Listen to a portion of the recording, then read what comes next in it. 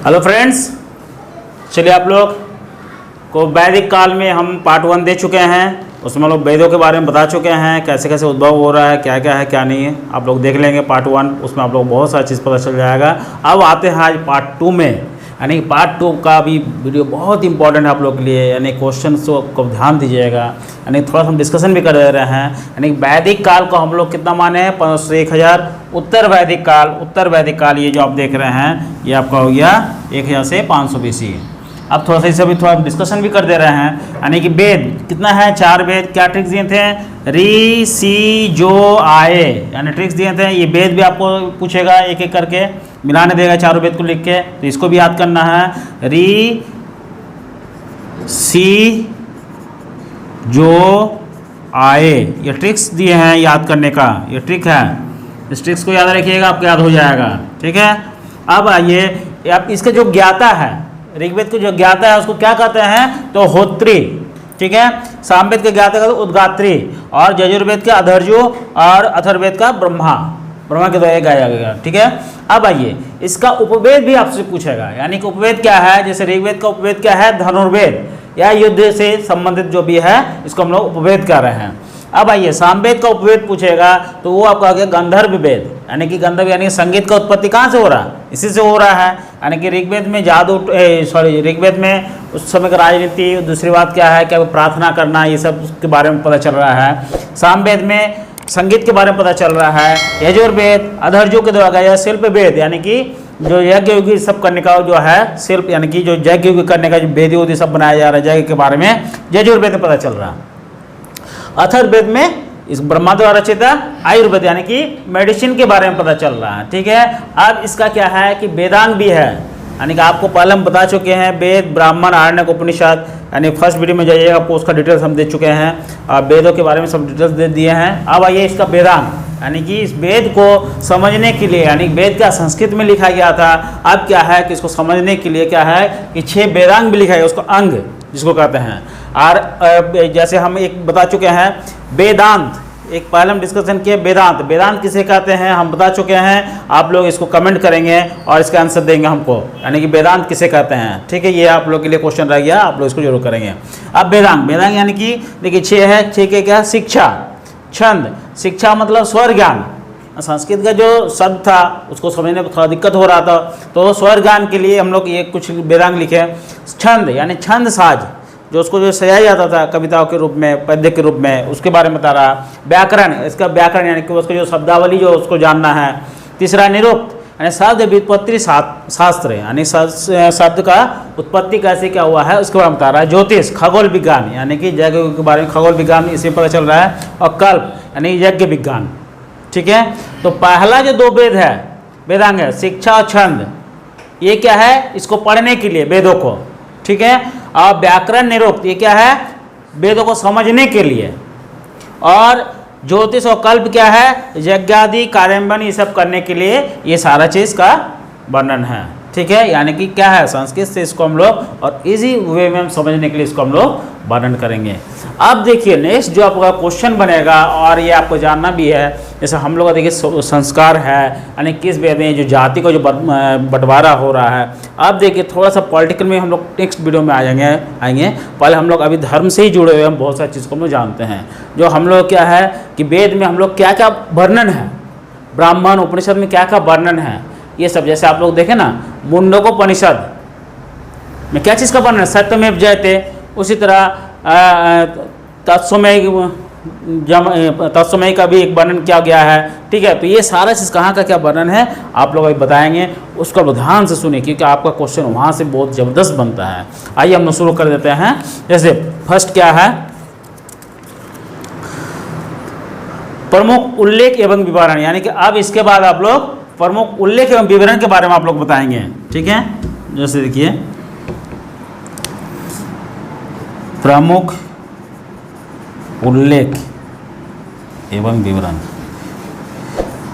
आप लोग नोट्स के लिए एकदम घबराएंगे नहीं, और ज़्यादा लिखेंगे तो इसमें टाइम का बर्बादी है, लिखना नहीं है। हम आप लोग बोले हैं कि मेरा चैनल जो है Datta sir GS great classes Delhi, इसमें आपको क्लास भी पूरा सब मिल जाएगा। दूसरी बात क्या है, सुरेश सर suresha7.blogspot.com, इसमें आप जाइएगा, ब्लॉग में जाइएगा, ब्लॉग में गूगल में सर्च कीजिएगा, ब्लॉग ये आपका निकल जाएगा। इसमें हम नोट्स को भी डिटेल्स दे दिए हैं, उस नोट्स को आप लोग यहीं से जैसे हम समझाते जा रहे हैं आप लोग वहाँ से देखते जाएंगे, आपको पूरा क्लियर हो जाएगा। यानी कि आपका नोट्स भी हो जाएगा और समझने का काम भी आपको क्लियर हो जाएगा। तो दोनों को हम बहुत ईजी वे में कर दिए हैं, आप लोग इसमें जरूर विजिट कीजिए, आप लोगों को सब क्लियर हो जाए। चलिए अब आते हैं तो प्रमुख उल्लेख एवं विवरण, यानी किसमें क्या वर्णन है। देखिए ये बहुत जगह हम देखें लेकिन नहीं मिला कहीं भी, लेकिन अब मैं आपको देने जा रहा हूँ, आप लोग बहुत अच्छा सा अटेंशन बना के सुनिए। जैसे भारतीय संगीत की उत्पत्ति, ठीक है, ये कहाँ से हुआ है, पहला क्वेश्चन आप लोग बन जाएगा। तो भारतीय संगीत की उत्पत्ति कहाँ से हो रहा है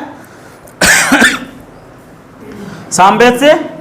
अब देखिए वेद में क्या क्या है अब आपको मिल रहा है। चलिए शूद्र शब्द का उल्लेख, यानी कि जैसे देखिए हम लोगों को समाज में अब 4 जातियों में विभाजन हो रहा है, ब्राह्मण, क्षत्रिय, वैश्य, शूद्र।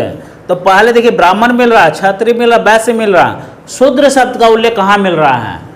तो ये भी आपका क्वेश्चन वेरी वेरी इंपॉर्टेंट है। शूद्र शब्द का उल्लेख कहाँ मिल रहा है, ऋग्वेद के 10वां मंडल। जैसे आप लोग डिस्कशन किए हैं, ऋग्वेद में कितना मंडल है, 10, 8 अष्टक है। तो उसमें हम बता चुके हैं कि 2 से लेकर 7 तक हो गया प्राचीन मंडल, और 1 और 10 ये हो गया का नवीनतम मंडल। यानी कि देख रहे बाद में जो बना है, तो 10वां मंडल में क्या हो रहा है, शूद्र शब्द का उल्लेख। ठीक है, अब आइए गायत्री मंत्र का उच्चारण, यानी कि कितना में है, ये तीसरा, यानी कि तीसरा मंडल में है। गायत्री मंत्र का उच्चारण किनके द्वारा हो रहा है, विश्वामित्र के द्वारा। ठीक है, ये किस में है, ये भी आपका गायत्री मंत्र का उच्चारण ऋग्वेद में है। ठीक है, तो ये क्या है कि ये जो अनार्य जो थे यहाँ पर, उन लोग को आर्य में परिवर्तित करने के लिए, यानी कि और नई अच्छी जाति में लाने के लिए इन्हें गायत्री मंत्र का उच्चारण किया। जैसे आप लोग गायत्री मंत्र जान भी रहे हैं, ओम भूर्भुवः स्वः। ठीक है, आप लोग इसको भी जरूर जान कर रखिएगा। इसी से देखिए बहुत सारा चीज़ वहाँ बताया गया है। अब हम लोग आते हैं गोत्र शब्द का उल्लेख, यानी कि देखिए हम लोग का क्या है, गोत्र। जैसे हम लोग शादी वादी कुछ भी करने आते हैं तो हम गोत्र पता करते हैं कि नहीं, ये किस गोत्र का है। यानी ये सब देखिए कहाँ से उद्भव हो रहा है, आप देखिए यहीं से हो रहा ना, जो आप लोग पहले में बता चुके हैं। तो गोत्र शब्द का उल्लेख किसमें है, ये आपका अथर्ववेद में। आप देख रहे हैं, आपको हम पहले बता चुके हैं कि क्या बाकी सभी धर्मों का या भी जो भी है उद्भव क्या यहीं से हो रहा है। अब देखिए आपको धीरे धीरे क्लियर होगा। ठीक है, तो गोत्र शब्द का उल्लेख अब किसमें है, अथर्ववेद में। यानी कि गोत्र से ही हम लोग, जैसे हम लोग एक ही गोत्र में शादी नहीं हो सकता है, सभी का ये नहीं है, लेकिन हिंदू धर्म में ये जो जुड़ा हुआ है कि एक ही गोत्र में शादी नहीं हो सकता, दूसरे गोत्र में होता है। तो इसके लिए ये क्या है, आज इसको साइंटिफिकल रीज़न भी है। देखिए यानी कि देखिए प्राचीन काल के जो सब ये सब वर्णन है, इसको हम लोग नेगलेक्ट भी नहीं कर सकते हैं। यानी कुछ अगर रिसर्च किया है तो लोग भी जो भी हम लोग को रूल रेगुलेशन बनाया है बहुत सोच समझ कर बनाया है, यानी कि वो भी हम लोग जुड़ा हुआ है, इसको हम ज़्यादा उंगली भी नहीं उठा सकते हैं। इसमें कुछ ज़्यादा मिक्स भी हो गया है, तो उसमें भी हम लोग उतना ध्यान नहीं देना है। ठीक है, जो सही है उसको भी थोड़ा मानना जरूरी है।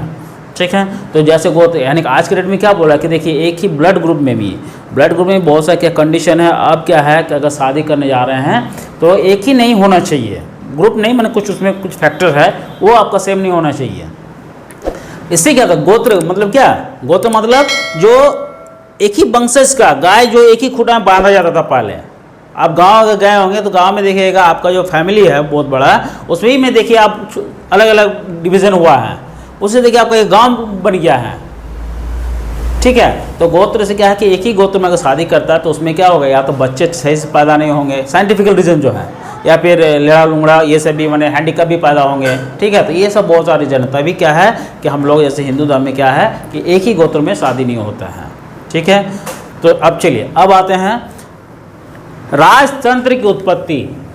यानी कि अब क्या है कि पहले देखिए ये लोग जो आए हैं, यानी कि देखिए वैदिक काल में ये लोग क्या है, वैदिक काल में जो ये लोग आ रहे हैं उन लोग को हम लोग क्या कर रहे हैं, वो लोग को यन आर्य कर रहे हैं। लोग हम लोग क्या कहते हैं, आर्य, आर्य का आगमन हो रहा है, जिसको हम लोग जन भी कहते हैं, जन करे इसको। अब जन से क्या है, उत्तर वैदिक काल में, उत्तर वैदिक काल में इसी को क्या कहते हैं, जनपद, जनपद, यानी जनों का जो पैर पड़ रहा है उसको हम लोग जनपद कहेंगे, जनपद। और फिर यही से देखिए आप लोग का 16 महाजनपद, यानी क्या है, हम लोग पॉलिटिकल सिस्टम भी देखिए यहीं से शुरू होगा।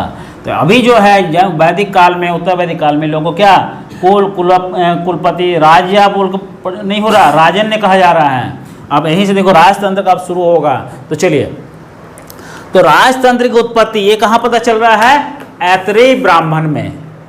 तो पहले वीडियो में जो हम बता चुके आप लोगों को, वेद, ब्राह्मण, आरण्यक, उपनिषद।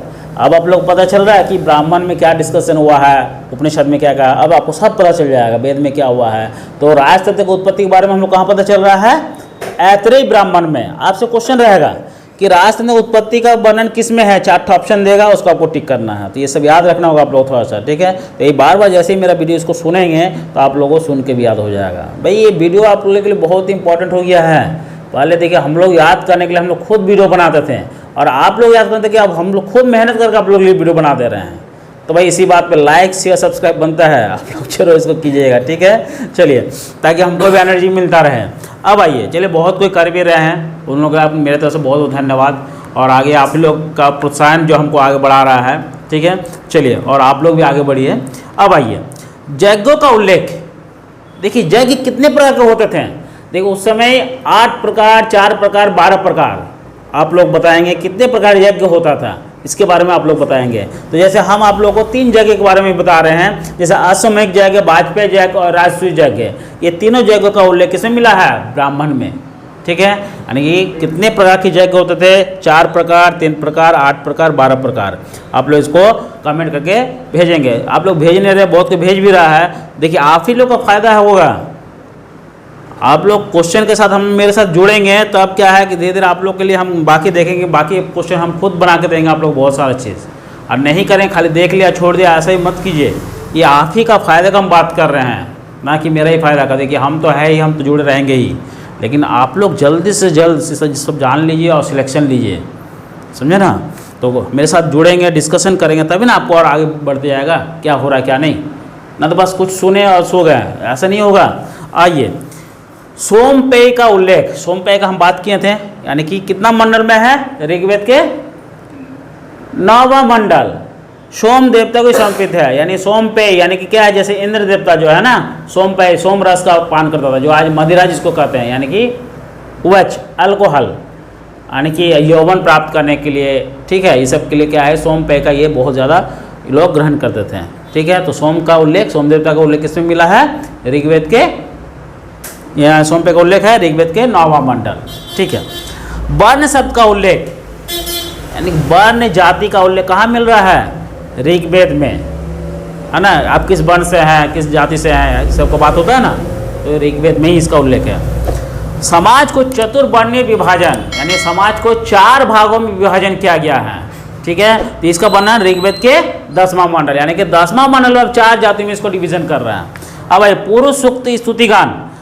पुरुष सूक्त स्तुतिगान ये ऋग्वेद के 10वां मंडल में। अब आइए, प्रथम 3 आश्रम। हम लोग 3 जो आश्रम है, यानी कि जैसे हम लोग जो आयु इस यानी उस समय क्या है कि हम लोग आयु को 4 भागों में डिवीजन किया गया था। 100 साल का होता था, 100 साल में क्या 4 भागों में, ठीक है। यानी कि एक हो गया आपका 25 साल, यानी कि ब्रह्मचर्य, यानी ब्रह्मचर्य रह के आपको सारा ज्ञान प्राप्त करना है, ठीक है। और उसके बाद क्या है? ब्रह्मचर्य के बाद क्या होता है? गृहस्थ जीवन, यानी कि 25-25 50 हो गया। उसके बाद क्या है कि बैठे अब ब्रह्मचर्य हो गया, उसके बाद आपका हो गया गृहस्थ जीवन। तीसरा क्या हो जाएगा? वानप्रस्थ, और चौथा हो जाएगा सन्यासी। तो अभी देखिए ये तीनों, प्रथम 3 आश्रम का उल्लेख छंदोग्य उपनिषद में मिल रहा है। अब आइए, 4 आश्रम का उल्लेख कहाँ मिल रहा है? यानी कि ज्वाला उपनिषद में। तो अभी देखिए उपनिषद और ब्राह्मण का आपको डिस्कस पता चल रहा है। तो छंदोग्य में 3 उपनिषद का और ज्वाला में 4 उपनिषद का। इसको कैसे याद रखिएगा? जैसे चौ, छ, जो, यानी 6 पहले आ गया तो उसमें 2 में आ रहा है 6, तो 2 की जगह उसको 3 याद रखिए। जौ की जगह जौ से ज्वाला, ये 3 में आ रहा है, 4 आश्रम का वर्णन उसमें हो रहा है। चलिए ये भी हो गया। अब उपनयन का उल्लेख, उपनयन का उल्लेख किसमें मिल रहा है? शतपथ ब्राह्मण में। यानी शतपथ ब्राह्मण क्या है, यानी कि इसके बारे में हम चर्चा कर चुके हैं। और उपनयन, यानी उपनयन भी क्या है? जैसे हम लोग हिंदू में रीति रिवाज में है ना उपनयन पद्धति, ठीक है। उपनयन के दौरान हम लोग क्या करते हैं सब आप लोग जान ही रहे होंगे। उसके बाद आइए, त्रिमूर्ति की संकल्पना। त्रिमूर्ति क्या है? यानी कि ब्रह्मा विष्णु महेश, ठीक है। तो ये किस में है? मैत्रेयी उपनिषद में। तीनों मूर्तियों का वर्णन कर रहा पहली बार मैत्रेयी। त्रिमूर्ति, त्रि शब्द का उच्चारण मैत्री में भी त्रो याद हो रहा है, इस तरह इसको याद रखिए। इसे बहुत से हिंट्स बनाना होगा आप लोगों को, ट्रिक्स बनाना होगा, तभी आपको याद होगा, नहीं तो बस बोला ना एग्जाम में चार्ट तो देख के आपको कंफ्यूज हो जाता है आपका, ये नहीं होना है। नेक्स्ट है सृष्टि की उत्पत्ति। जो हम लोग सृष्टि की उत्पत्ति कहाँ से हो रहा है, ये आपका कहाँ से हो रहा है, ऋग्वेद के 10वां मंडल में इसका वर्णन है। तो आपको क्लियर हो रहा है कि कहाँ से आप क्या क्या उत्पत्ति हो रहा है, क्या नहीं हो रहा, सबका आपको वर्णन मिल रहा है। अब आइए आर्यों एवं दासों के बीच युद्ध, इसमें ये कहाँ मिल रहा है, यानी 10 राज्य युद्ध हो रहा है आज, जिससे भारत का भी नाम पड़ रहा है, आर्यावर्त भी नाम पड़ रहा है, ठीक है। तो ये किस में है, ऋग्वेद में। अब आइए सभा को नरिष्ठ कहा गया, ये किस में है, अथर्ववेद में। अब आइए आत्मा का एक शरीर से दूसरे शरीर में प्रवेश, ये किस में है, बृहदारण्यक उपनिषद में। नेक्स्ट आइए व्रतस्तोम का उल्लेख, ये हो गया तांडव महाब्राह्मण में। भारत का 5 भाग में विभाजन, ये आपका है ऐतरेय ब्राह्मण में। पत्नी पत्नी की पूरक होती है, ये आपका मिल जाएगा शतपथ ब्राह्मण में, ठीक है। यानी कि 10 राजाओं का युद्ध, ये ऋग्वेद के 7वां मंडल में इसका उल्लेख है। तो 10 राजाओं का युद्ध कहाँ हो रहा है, परशुनी नदी, जिसको रावी नदी भी कह रहे हैं, नदी में भी जब आएंगे तो आपको बहुत अच्छे से बता देंगे, इसको भी याद करना ट्रिक्स दे देंगे आप लोगों को। अब आइए स्त्रियां समिति में भाग लेती थी, ये किसमें वर्णन है, अथर्ववेद में। यानी कि देखिए वैदिक काल में स्त्रियां भाग लेती थी, लेकिन उत्तर वैदिक काल में इसका भाग लेना कम कर दिया। और वैदिक काल में हम लोग सभा समिति विदत गण, ये जो इन लोगों को पंचायत होता था, यानी कि सभा समिति बड़े लोगों के लिए, विदत गण ये छोटे निम्न वर्ग के लिए होता था, ठीक है। बाद में ये क्या है कि इसमें से कौन सा गायब हो गया, यानी सभा समिति रहा, लेकिन विदत गण ये गायब हो गया। यानी कि ये देखिए उत्तर वैदिक काल में इसका मैंने ज़्यादा डिमांड नहीं रहता है। ये भी क्वेश्चन देखिए जेपीएससी में पूछा हुआ है, ठीक है। अब आइए श्रेष्ठ राष्ट्रभ्रत, ये कहाँ मिल रहा है इसका वर्णन, यानी शतपथ ब्राह्मण में। अब आइए नेक्स्ट आइए राजन शब्द का उत्पत्ति कहाँ मिल रहा है, आप देखिए पहला राजन शब्द का उत्पत्ति कहाँ मिल रहा है, ऋग्वेद के 10वां मंडल में। गंगा जो हम लोग को जो नदी है, इसका उल्लेख कहाँ मिल रहा है, ऋग्वेद के 10वां मंडल में। मारुत कृषक के रूप में, ये भी शतपथ ब्राह्मण में। और सत्यमेव जयते मुंडकोपनिषद, ये जो कि बहुत ही इंपॉर्टेंट है, यानी कि मुंडकोपनिषद आप लोग देखते ही हैं, पूछता ही है कि ये मुंडकोपनिषद कहाँ से लिया गया है, तो सत्यमेव जयते कहाँ से लिया गया है, तो मुंडकोपनिषद से। तो ये आप लोग अच्छा से इसको कर लीजिए, ठीक है। अब चलिए आप लोग को नेक्स्ट वीडियो में मिलते हैं, क्योंकि एक ही दिन में ज़्यादा आप लोग देना ठीक नहीं रहेगा। इसको आप लोग याद कर लीजिए, नेक्स्ट वीडियो में आप लोगों को 3rd पार्ट में आप लोग को इसके और भी डिटेल्स को बता देंगे। चलिए अगर अच्छा लग रहा है तो ज़रूर लाइक सब्सक्राइब और शेयर कीजिए, ताकि और भी दूसरों को भी सब मिलता रहे। धन्यवाद।